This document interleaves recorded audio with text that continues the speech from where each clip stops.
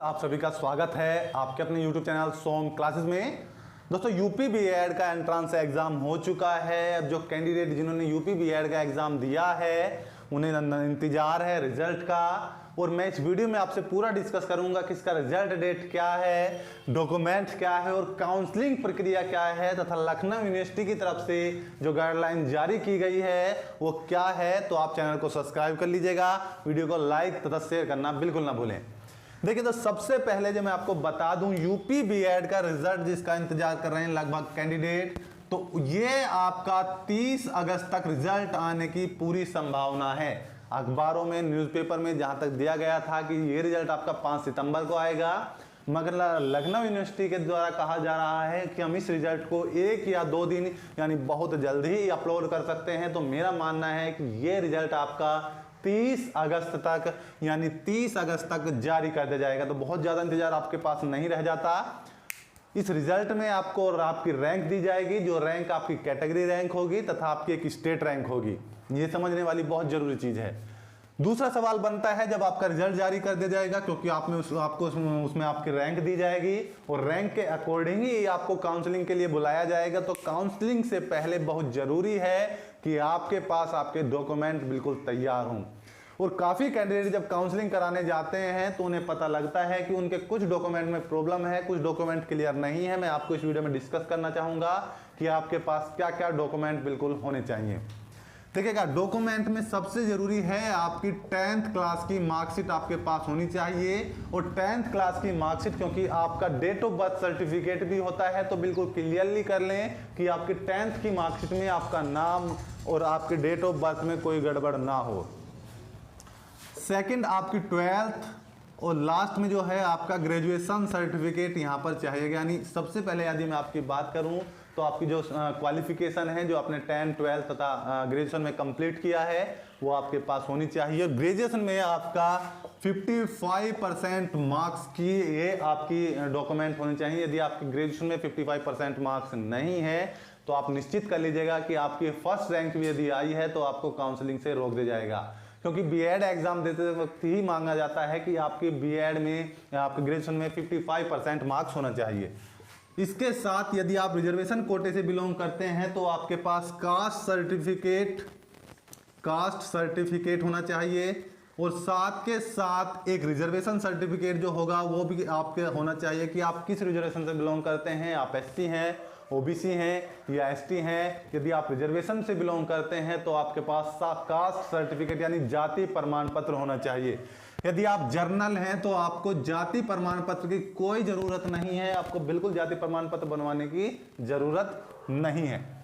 कुछ कमेंट हमें ईडब्ल्यूएस को लेकर भी आए थे, यानी इकोनॉमिक वीक सेक्शन जो है क्या उन्हें भी इन्हें बनवाना पड़ेगा। तो दोस्तों इकोनॉमिक वीक सेक्शन का जब आप काउंसलिंग कराने जाएंगे, क्योंकि यदि आपने फॉर्म में भरा है ईडब्ल्यूएस यदि आप हैं तो आपको फॉर्म में वो जमा कराना पड़ेगा।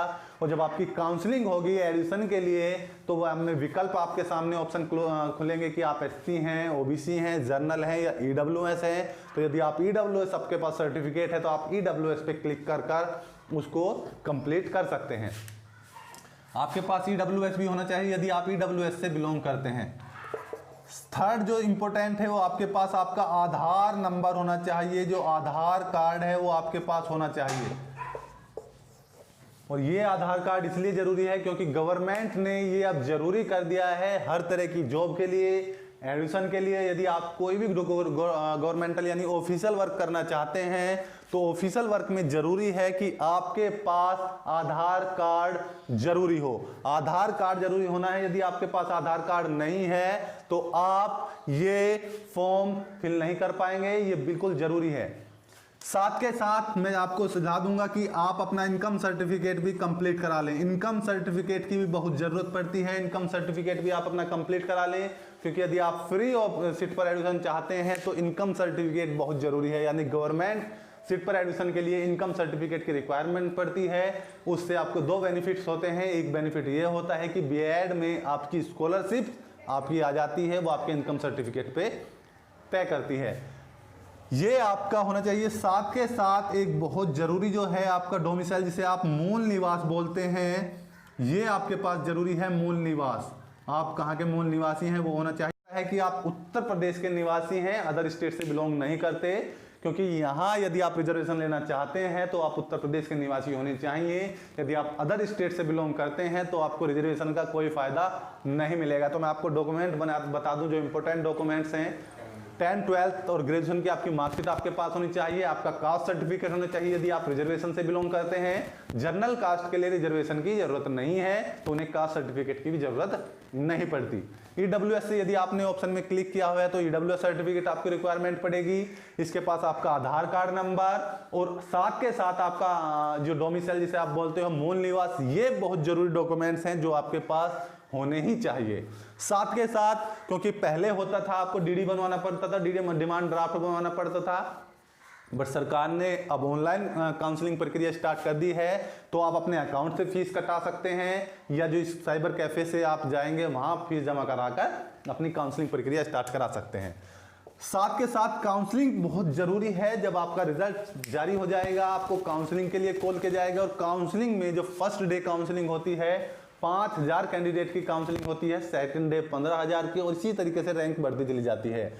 और ये जो आपकी काउंसलिंग होगी ये आपकी स्टेट रैंक के बिहाफ पे होगी। जो आपके रिजल्ट में आपको स्टेट रैंक मिलेगी उसके आधार पर आपको कॉल किया जाएगा काउंसलिंग के लिए। काउंसलिंग में बहुत जरूरी है, सबसे पहले आपको रजिस्ट्रेशन करना पड़ता है। काउंसलिंग को मैं सबसे पहले दूं, काउंसलिंग की जो फर्स्ट प्रायोरिटी है वो आपका रजिस्ट्रेशन। सबसे पहले आप रजिस्ट्रेशन कराते हैं, और रजिस्ट्रेशन में आपको आपका कॉलेज चॉइस, तो ये मैं आपको बता दूं काउंसलिंग से पहले दोस्तों आप ये जरूर सुनिश्चित कर लीजिएगा कि आप जिस कॉलेज में एडमिशन लेना चाहते हैं वहाँ के मैनेजमेंट को अच्छी तरीके से जान लीजिएगा, उस कॉलेज प्रशासन को, तथा कॉलेज की पढ़ाई जिससे भी आप चाहते हैं आपको जाना है या नहीं जाना है, प्राइवेट कॉलेज लेनी है, गवर्नमेंट कॉलेज लेनी है, तो बहुत अच्छी तरीके से कॉलेज के बारे में सभी जानकारी इकट्ठा कर लें। उसके बाद ही चॉइस में अपनी कॉलेज फिलिंग कराएं। यानी पहले आप रजिस्ट्रेशन करेंगे, सेकंड प्रोसेस जो होगा आपका कॉलेज चॉइस होएगा, कॉलेज चॉइस आएगा, और कॉलेज चॉइस आप वो फिलअप कर पाएंगे जो वहां पर मौजूद होंगे। कॉलेज चॉइस के बाद में आपको 3 दिन बाद कंफर्मेशन का मैसेज आ जाएगा कि आपने जो कॉलेज चॉइस फिल की है वो कंफर्म हो चुके हैं, वही कॉलेज आपको मिल जाएगा। उसके बाद आप उस कॉलेज में जाएंगे, उसके बाद आपको जाना है कॉलेज। थर्ड जो आपकी होगी कॉलेज, और कॉलेज में डॉक्यूमेंट आपके सबमिट हो जाएंगे। देखिए दोस्तों, समझना होगा, 3 चीजें मैंने आपको बताई है। डॉक्यूमेंट में आपको क्या क्या चाहिए, आपको पहले काउंसलिंग में रजिस्ट्रेशन कराना होगा। रजिस्ट्रेशन में आपकी सभी जनरल क्वालिफिकेशन भरी जाएंगी, आपका नाम, फादर नाम, विलेज, आपके डॉक्यूमेंट, सर्टिफिकेट सब कुछ अपलोड हो जाएगा। फिर आपकी कॉलेज चॉइस होएगा। कॉलेज चॉइस होने के बाद आपको 3 दिन के बाद कॉलेज कंफर्मेशन मिल जाएगा कि आपने जो कॉलेज चॉइस फिलअप किया है वो आपको मिल चुका है। उसके बाद आप कॉलेज में जाएंगे और अपने डॉक्यूमेंट सबमिट कराकर अपना एडमिशन कंफर्म करेंगे। यदि आपको आपका पसंदीदा कॉलेज नहीं मिलता तो जो आपकी काउंसलिंग फीस है वो आपकी वापस हो जाएगी, जितनी भी आपने दी होगी। ऐसा नहीं है कि आपकी फीस मारी जाएगी। लास्ट जो बहुत जरूरी है, लखनऊ यूनिवर्सिटी की तरफ से कहा गया है कि आप काउंसलिंग प्रक्रिया को, डॉक्यूमेंट जो जरूरी हैं उन सभी को समझ लीजिएगा, तथा लखनऊ यूनिवर्सिटी की तरफ से गवर्नमेंट तथा प्राइवेट कॉलेजों की लिस्ट अपलोड की गई है। डॉक्यूमेंट्स क्या क्या चाहिए सब अपलोड किया गया है, और सभी तरह की गाइडलाइंस मौजूद की गई हैं। तो ये सभी हमने जो जरूरी था वो आपसे इस वीडियो में डिस्कस किया है। यदि आप गवर्नमेंट या प्राइवेट कॉलेज की लिस्ट चाहते हैं तो आप हमारी ऑफिशियल वेबसाइट पर विजिट कर सकते हो www.somacademy.org, जिसका लिंक डिस्क्रिप्शन बॉक्स में भी है। और यदि आप और कोई BEd संबंधित जानकारी चाहते हो तो आप हमारे चैनल को लाइक तथा शेयर तथा सब्सक्राइब जरूर कर लीजिएगा। मिलते हैं नेक्स्ट वीडियो में, तब तक के लिए जय हिंद, जय भारत, धन्यवाद।